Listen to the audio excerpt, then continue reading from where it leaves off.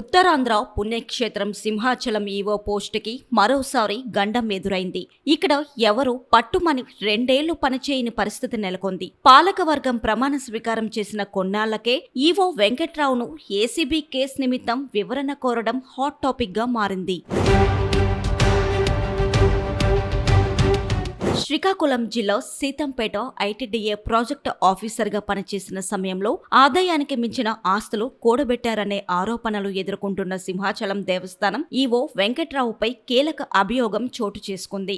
ఆయనపై నమోదైన disproportionate assets కేసులో అభియోగాలు ఖరారయ్యాయని సమాచారం. ప్రభుత్వ ప్రత్యేక ప్రధాన కార్యదర్శి సాయి ప్రసాద్ జారీ చేసిన ఉత్తర్వుల ప్రకారం వెంకట్రావు తనపై వచ్చిన ఆరోపణలకు 10 రోజుల్లోగా వివరణ సమర్పించాలని ఆదేశించారు. ఈ వ్యవహారం రాష్ట్ర అధికార వర్గాల్లో చర్చనీయాంశంగా మారింది. 2016లో ఏసీబీ అధికారులు నిర్వహించిన దాడుల్లో వెంకట్రావు వద్ద 66.21 లక్షల మేర ఆదాయానికి మించిన ఆస్తులు ఉన్నట్లు ఏసీబీ విచారణలో తేలింది.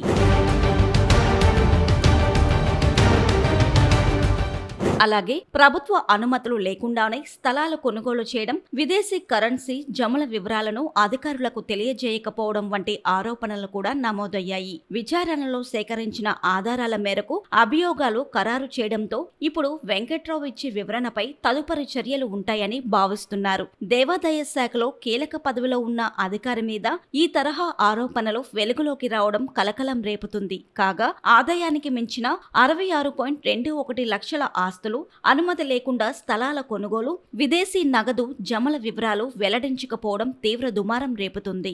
ఏసీబీ విచారణలో వెలుగు చూస్తున్న ఆస్తుల వివరాలపై వివరణ ఇవ్వాలంటూ ప్రభుత్వ ఆదేశాలు జారీ చేయడం తీవ్ర దుమారం రేపుతుంది. దేవస్థానం ఈవోపై అవినీతి ఆరోపణలు వచ్చిన నేపథ్యంలో ఆయన వివరణతో బయటపడతారా లేక బదిలీ తప్పదా అనే చర్చ ఇప్పుడు అధికార వర్గాల్లో జోరుగా సాగుతుంది. నా పేరు మీసాల రవీంద్ర. సామాజిక సమరసత అభియాన్ ఉత్తరాంధ్ర 3 జిల్లాల ప్రముఖుని. సనాతన ధర్మాన్ని రక్షించాలని అనుకుంటే ఉన్నతమైనటువంటి విలువలతో కూడినటువంటి అధికారులను దేవాలయాలకి అధికారులుగా వేయాలి. దౌర్భాగ్యం ఏంటంటే రెవెన్యూలో పనిచేసేటటువంటి వాళ్ళందరినీ తీసుకొని వచ్చి సింహాచలం దేవాలయం మీద వేయటం అనేటటువంటిది చాలా దుర్మార్గం. ఈ రోజు సింహాచలాన్ని ఒక్కసారి దర్శించండి. సింహాచలం కొండ పక్కన మరి ఎవరు పర్మిషన్ ఇస్తున్నారో తెలియదు. 5 అంతస్తులు బిల్డింగ్ కట్టడానికి వచ్చేటటువంటి ప్రతి అధికారి కూడా రెవెన్యూ డిపార్ట్మెంట్ నుండి వస్తే ప్రభుత్వానికి, ప్రభుత్వంలో పనిచేస్తున్నటువంటి అధికారులకు, మంత్రులకు ఉపయోగపడతారు కనుక సింహాచలం దేవాలయాన్ని కొల్లగొట్టొచ్చు. కోటాను రూపాయల ఆస్తి ఉండేటటువంటిది ఒక సింహాచల దేవాలయానికే కనుక దాన్ని కొల్లగొట్టనేటటువంటి ఉద్దేశంతోనే ఈ రోజు ఈ రాజకీయ నాయకులందరూ కూడాను ఇక్కడికి వచ్చేటటువంటి అధికారుల్ని రెవెన్యూ నుండి తీసుకొస్తున్నారు. దోపిడీకి అనుకూలంగా ఈ ప్రభుత్వానికి, రాజకీయ నాయకులకు ఉపయోగపడుతున్నటువంటి వాళ్ళనే ఈవోలుగా తీసుకొచ్చి సింహాచలంలో పెడుతున్నారు. ఇప్పుడు ఉండేటటువంటి ఈవో చాలా దుర్మార్గం. ఇది ఇంత దారుణమైనటువంటి సింహాచలం దేవాలయ స్థలాలని కబ్జా చేస్తుంటే బిల్డింగులు 5 అంతస్తులు బిల్డింగులు కడుతుంటే కళ్ళు మూసుకొని ఉన్నాడా ఈ ఈవో? ఏం చేస్తున్నాడు ఈ ఈవో? అంటే ఇతనికి రావాల్సినటువంటి ఆదాయాన్ని ఇతను తీసుకొని విచ్చలవిడిగా వదిలేస్తారా?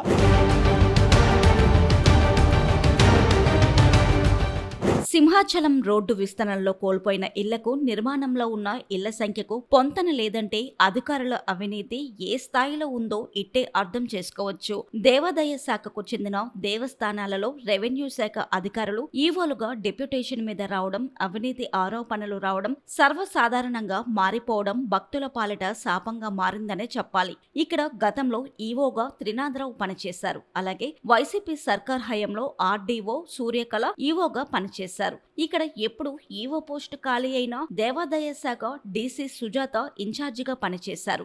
ఈవో మీద అవినీతి ఆరోపణలు నేపథ్యంలో ఆయనకు బదిలీ తప్పదని విస్తృతంగా ప్రచారం జరుగుతుంది. ఈవో పోస్టులను ఎండోమెంట్ అధికారులతోనే భర్తీ చేయాలని ధార్మిక సంఘాలు కోరుతున్నాయి.